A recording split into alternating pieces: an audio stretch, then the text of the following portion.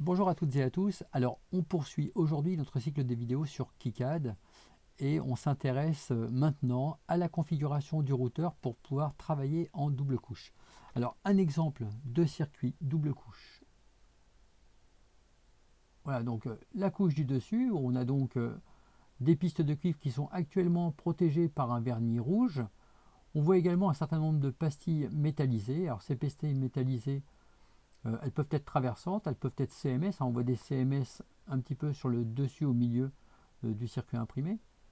Et puis évidemment il y a une deuxième couche, voilà, comme ceci, avec donc des pistes de cuivre sur le dessous, et on peut même trouver d'ailleurs des composants sur le dessous, avec la capacité C6 qui se trouve au milieu du circuit intégré. Bien, alors ce circuit imprimé, il sera par la suite fabriqué chez Eurocircuit. Alors, nous, on en était ici, hein, on avait placé tout ce qui correspond à la partie de l'oscillateur instable. Les autres composants, on les avait laissés de côté. Alors bien sûr, vous les passerez par la suite, hein, puisque moi, je me contente de vous montrer la technique de placement que pour la partie instable, et c'est à vous de placer les autres en respectant, je vous le rappelle, la configuration qui vous a été proposée sur l'emplacement des différentes fonctions secondaires. Pour configurer, pour configurer, en fait, il va falloir s'intéresser au type de circuit imprimé que l'on veut réaliser. Alors pour nous, le type, on l'a dit, c'est un circuit double couche. La configuration, elle se trouve ici dans les options de circuit imprimé. Alors dans ces options, on va d'abord trouver tout ce qui correspond aux couches. Et pour tout ce qui correspond aux couches, on peut sélectionner différents modèles qui vont permettre de ne faire apparaître que les couches vraiment utiles. Par exemple, nous, on se place dans une situation où on a deux couches sur les circuits imprimés, ça veut dire du cuivre dessus et du cuivre dessous, et des composants sur le dessus uniquement. Donc je vais sélectionner ce modèle, et ça me permet en fait de faire apparaître uniquement les couches utiles dans le panneau qui se trouve sur le côté ici, dans PCB New. Ensuite, on s'intéresse aux règles de conception. Alors dans ces règles de conception, on doit normalement spécifier ce qui correspond à la classe de routage, hein, la classe de circuit imprimé. Alors pour en savoir plus sur ces classes de circuit imprimé, tout de suite, on se rend sur le site d'Eurocircuit. Alors pourquoi Eurocircuit? Parce que c'est le site qui a été retenu pour fabriquer les circuits imprimés à l'IUT dans le cadre de cette activité de R1. Alors ici, il y a un outil qui s'appelle PCB Calculator. Et là, on va aller voir plus particulièrement la catégorie, donc Price Calculator de PCB Proto.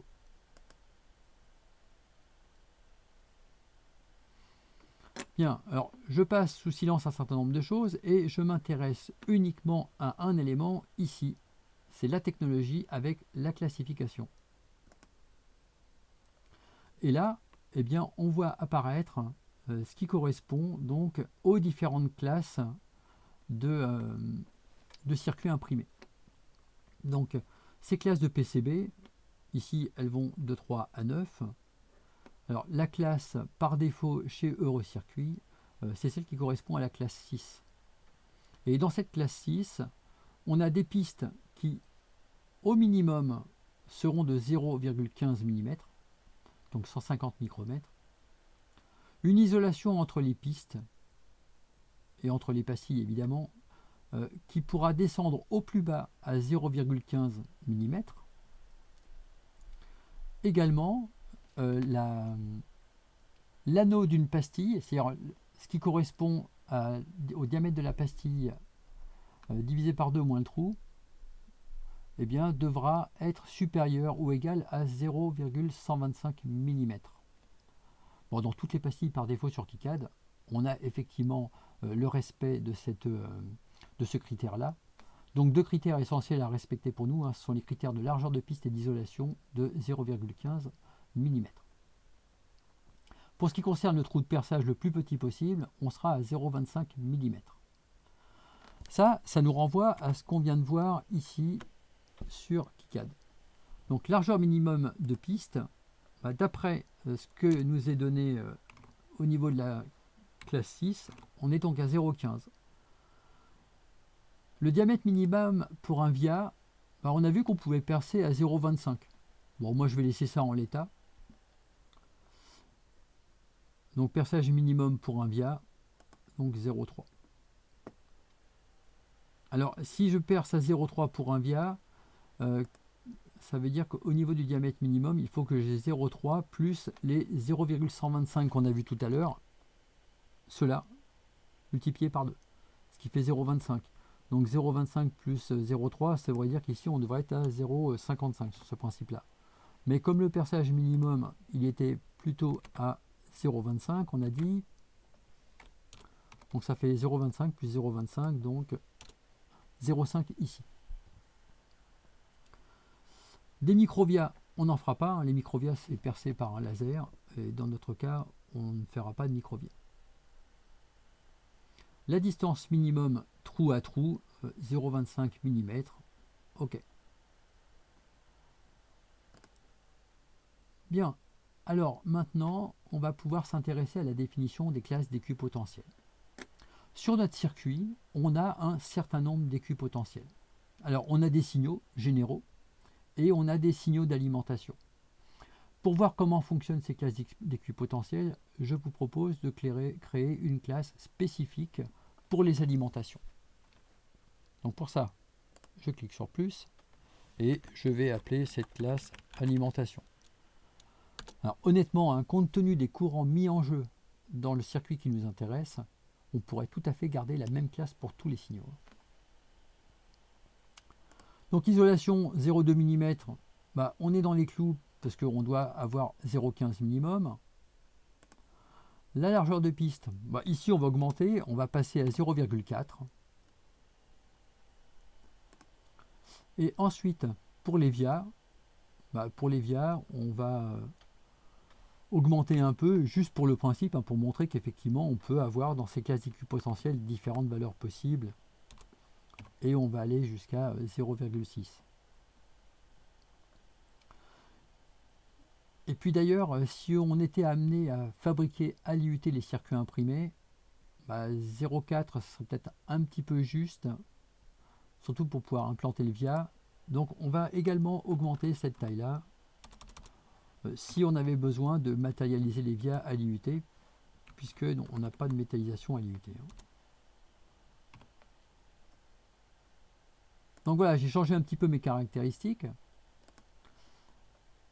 Donc ce qui est intéressant, c'est qu'avec ça, je définis pour différents équipotentiels l'isolation, la largeur de la piste, le diamètre de mon via extérieur, le diamètre de perçage pour mon via. Ensuite, il faut attribuer ces équipotentiels aux signaux pour lesquels on les destine. Alors nous, on a dit que pour les alimentations, on avait une classe qui s'appelait alimentation, donc on va sélectionner GND ici, et à cet endroit-là, on va changer la classe et on va lui associer alimentation. Parmi les alimentations, on a également VCC et VEE, et pour ces deux-là, on va associer la classe alimentation. Donc voilà pour les classes d'équipotentiel.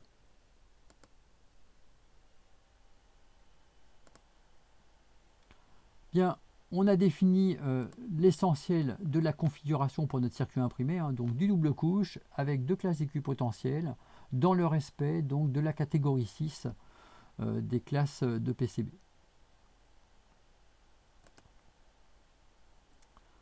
Une dernière chose en matière de configuration, ce n'est pas tout à fait de la configuration, mais je vous rappelle qu'ici on a un cartouche.